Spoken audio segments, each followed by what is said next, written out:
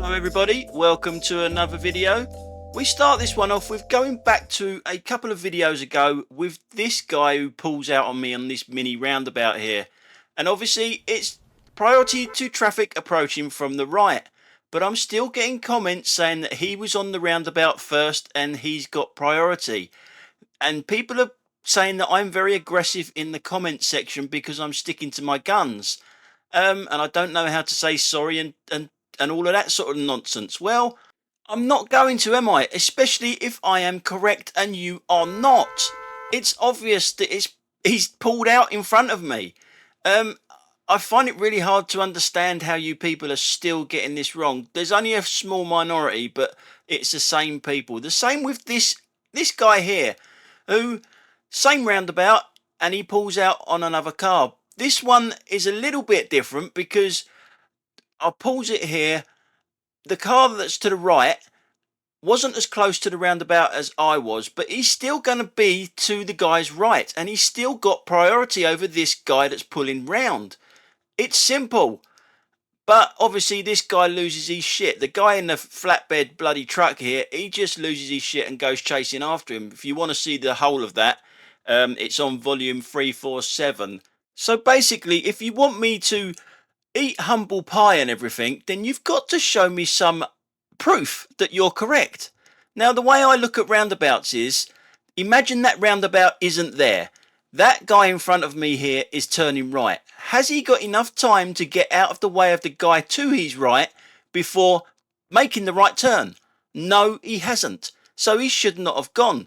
That's the way sometimes I see roundabouts. Just take that roundabout out of the way, and if you can't clear it before the guy to your right is right on top of you, then you shouldn't have gone. Like this guy, obviously I've had to brake quite hard to not hit this guy. He's turning right and I'm going straight on. That's the way I look at it sometimes. So basically, if you want me to say sorry and eat a little bit of humble pie, give me some proof from the highway code. No one has actually done that from the highway code. It's all what they think. It's what's in their head, and they're wrong. We go by the highway code. If it says it in the highway code, then I will go by it. So if you want me to eat some humble pie, show me some proof from the highway code, like everyone has on this one. And I have to eat some humble pie on this one because I got this wrong. Okay, and everyone in the comment section, well, not everyone, but enough of you told me that I was wrong. But it's not the fact that you told me that I was wrong. You actually gave me proof by giving me highway code rules. And I have to eat some humble pie, and I was wrong. This cyclist, regardless of what all these road signs are saying, is in the correct lane for a cyclist to turn right. Even though he's in a straight on lane, look at it on the floor, it's straight on, he's in the correct lane. He's also in the correct lane to cut right across this Mercedes here, who's also in a straight on lane. I don't get it myself, but to be honest, I think it's a stupid bloody rule. But I've got to practice what I preach, and it's in the highway code, so I was wrong. But being a former cyclist myself, and we've had rule changes that they can ride in the centre of lanes and all this sort of stuff, I personally think that I, if it was me, would be in the centre of the lane to my right. Much more safer. You're not going any speed anyway at the moment because of the traffic lights and everything else, and you're turning right. And the other thing here, which is I find kind of weird, if this Mercedes was to hit that cyclist there, the Mercedes would be at fault. He would be the one at fault. But if it was a car that was switching lanes, that was going from a straight on lane and turning right there, it would be the car's fault. So it's a bit weird, isn't it, really, the rule? But anyway, just to let you know, I was wrong. If I'm wrong, I will say that I am wrong, but you've got to give me some proof that I am wrong. So there you go. I've eaten some humble pie, so we can crack on with today's episode. So we start today's episode on a roundabout with a cyclist. No, not that one. The one coming from the left. It's a roundabout. Priority to the right, isn't it? It's not a merging turn or anything like that, but she just goes. What happens if I was turning left there?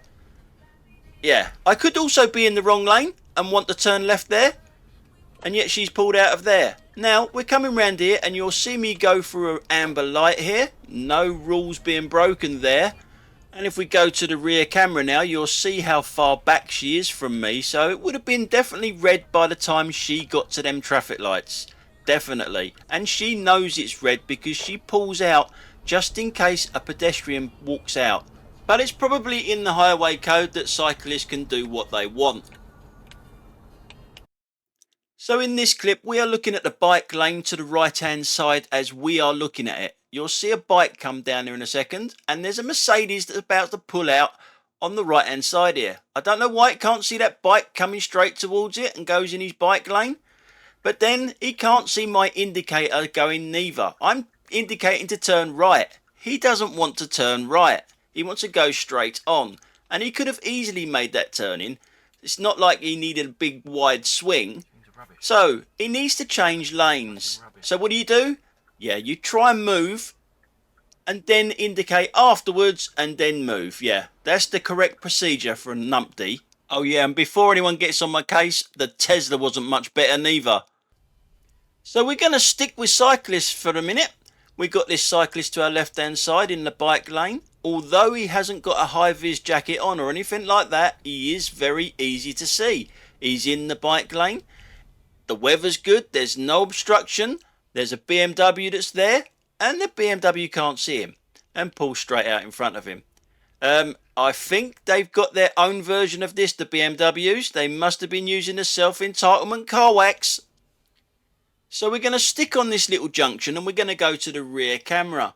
Because there's a cycle lane to the right hand side as we're looking at it, you're not a cyclist, mate, and you are old enough to know better. There is no L plate on that neither, so there's no excuse really. This is how you're supposed to do it. Like this guy. Bit of a difference. Now watch the skip lorry. The skip lorry doesn't see the bike. You are not a bike, a cyclist even.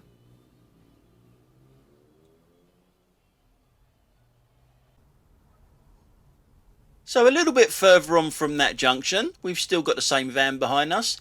And we've got a bike lane to the right hand side, but we've got another bike trying to get down the inside. Again, it's got no L plate on it. So it should know better. It should know to go round the outside for me. It's just wrong. You're not looking for it. As a car driver, you're not looking for someone coming up the inside like that. You should be going on the outside. And when I say you're not looking for it, because there's a bike lane there, the bike would be in the bike lane on that particular time. This is the way you're supposed to do it.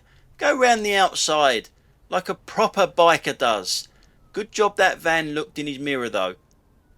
Now as you know, I do a lot of miles per week, but I finally found one for you. We got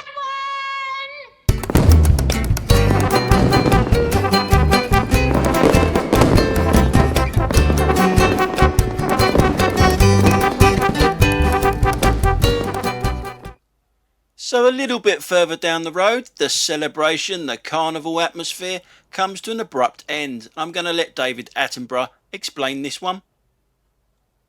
But there's a problem. Now attitudes have changed. The world appears to have a green tint to it.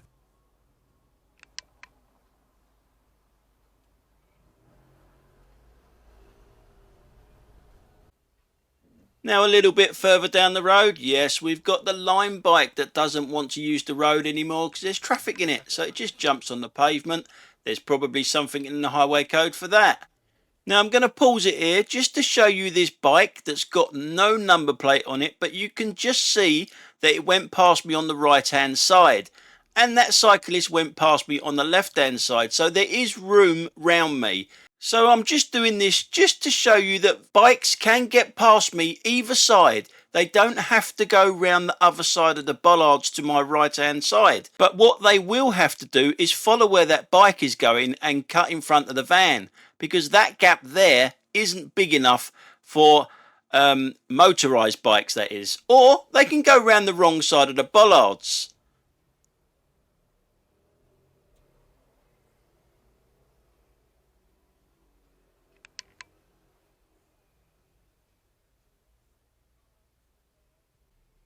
Now a little bit further down the road we get to see something that we probably don't even notice nowadays. Yeah, a cyclist riding on the pavement.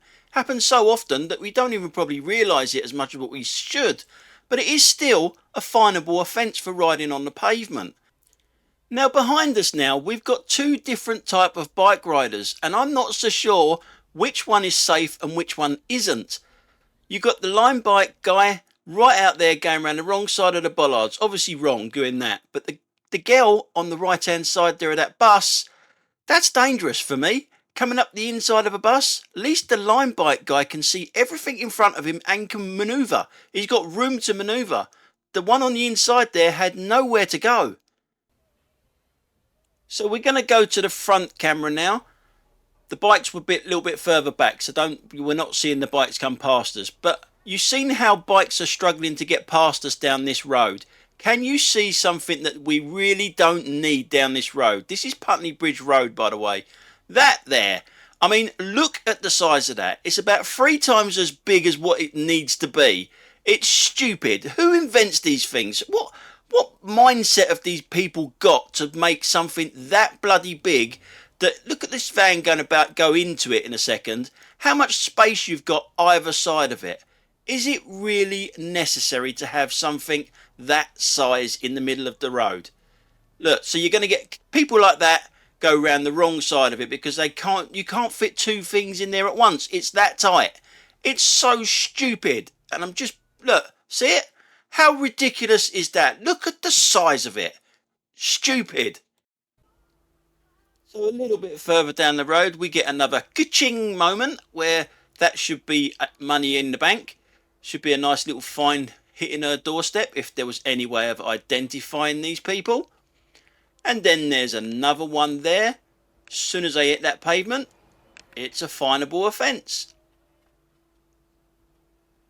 Now we're going to jump forward a bit. The line bike actually done it correctly. Now we jump forward a little bit here. And this guy, yep, he's going to do it again. Ka-ching! That should be money in the bank. So we've jumped forward a little bit further, and I'm just going to show you this road. As you can see, there's a bus lane to our left-hand side, which is active. As soon as we get past the bus lane, it becomes a bike lane. So there is only one lane for vehicles. Unless you can fit in that little gap there between the van there and the bike lane. Well, someone does actually try it. A meathead in a van.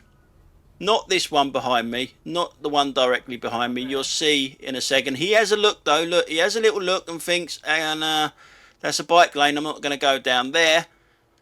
But the guy behind him does. He's in a slightly smaller van. Roadworks. That's what it's all about. Fucking roadworks. As you can hear me going off about roadworks again. And there's the little van. There's the meathead in the little van that thinks he's a cyclist. For some reason, he's got to go up the pavement. And there he is. What a clever chap he looks. Yeah, there's his company name on the side of the van there. In the cycle lane and up on the pavement to get there. And yes, of course, he's going to go in the cycle box because he identifies as a cyclist. So you know what's coming, don't you? We're going to all turn right here because there is only a right turn. And he's going to get in the way of me. But guess what? It's my fault. It's my fault that he's gone down the bike lane and cut across me because his arm comes out the window and he gestures something. He's too stupid to gesture properly anyway. I don't know what he was gesturing because there was no sort of sign. It was just an arm out the window. Fucking hell. Fucking twat. And there he goes off down the cycle lane in his little quad bike. So a little bit further down the road, it's kind of hard to see, but there is a red light there. Doesn't matter to the cyclist though. Even though someone's crossing at that crossing, it doesn't matter to them. They got different rules on these things. So a little bit further down the road again.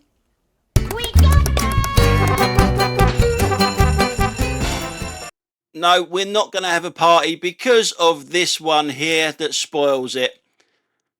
Not unless someone in the comment section can show me proof that he's allowed to cross a road like that on his bike. So a little bit further down the road you can see the red light. Yep, you know what's coming. It doesn't apply to him. Now we have a zebra crossing coming up with a cyclist that's dismounted, doing it correctly. Shame the motorbikes ain't. Now I know some of you will be saying, bloody hell, you naff picking on bikes today. Let me tell you something, my videos are generally in date and time order. So whatever you see is running in date and time order. The only ones that wasn't in this video was where I was eating humble pie. They were on a different day. Everything else is all on one day in time and date order. So that's how I saw it today. Most of the clips today have been Cyclist. This one isn't though. This is a idiot in a lorry. And yes, I know there's not a lorry in sight. It's behind us. I'm just showing you the front camera just so you can see the lane hogging, which is what this lorry driver cannot handle. The lorry driver that's in the outside lane, this is the A3, it's a 50 mph speed limit, and he doesn't like lane hoggers.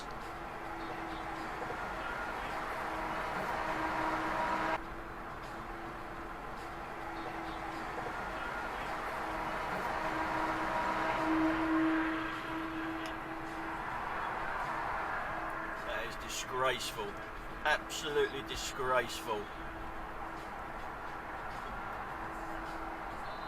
Now sometimes I do wish I had my speed limit on the old dash cam here. I don't, because they're not totally accurate. It's a little bit off, but I was doing 50 miles an hour according to my speedo on my car. So not only is he undertaking, he's speeding as well.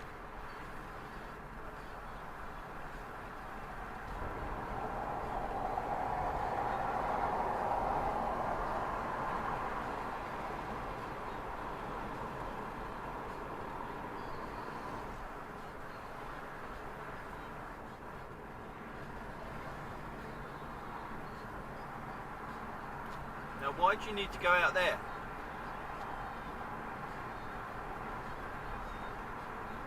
What exactly are you overtaking?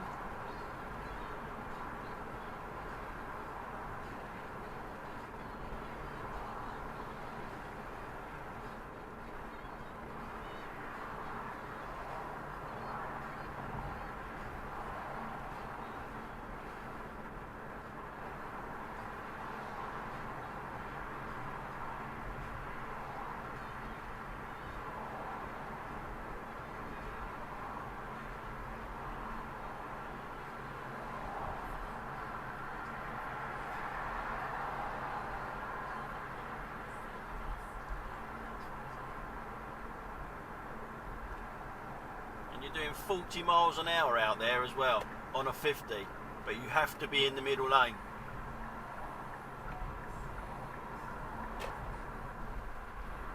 Overtaking diddly squat. So now we're going to go to the rear camera and we're going to go back in time to when that lorry overtook us. We're sending you back to the future. That is disgraceful. Absolutely disgraceful. So obviously you can still hear me moaning about the lorry that's undertook everyone there. But if you look behind us now in the middle lane, this is why these people get frustrated and do this sort of stuff. Now, the Range Rover's getting frustrated behind this guy, but does it correctly, overtakes this guy that's middle lane hogging there. And you've just got to watch this guy that's in the middle lane. It's really weird because he is coming off at the same junction that I'm coming off. And the only reason that he moves out of the middle lane is to go off of this road. Is to come off of this road. That's the only reason he does it. And as you see, look, he gets closer and closer to me. But he's got a taste of his own medicine now, because that car that pulled out from that junction back there and went to the middle lane is in front of him. So the lane hogger's been blocked by another lane hogger. So, justice, you might think. But he can still move over now to the left, the right as we're looking at it, because he's coming off in a second. But, no. He's just going to stay there. Now, if you don't know where you're going, on a road like this, you've got to stay in the left-hand lane. Because if you don't know where your junction is that you're coming off at, it's no good you being in the middle lane and not being able to get over. So we're coming up to a junction now that we're coming off at, and he is still in the middle lane.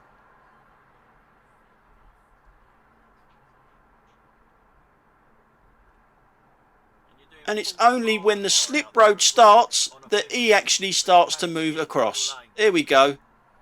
And here come off now. Now that is your typical lane hogger. That is a lane hogger down to a T right there.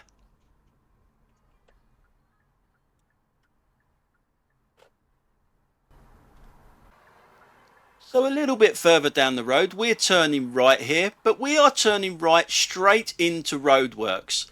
I say works, it's just a pile of cones and temporary lights. There's no work being done yet again. So we come here and there's traffic lights behind us, so it's quite difficult to actually clear these lights without getting in the way.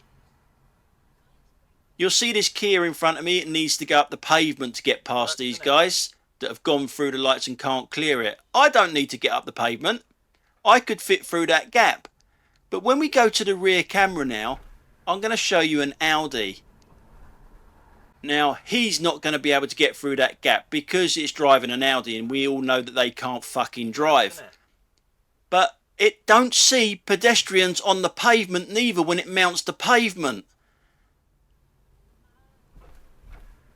I think I would have given that Audi a kick if I was that guy on the pavement there. Always an Audi. Anyway guys, that's it for today. Thanks a lot for watching, and I'll catch you on the next one. Bye for now.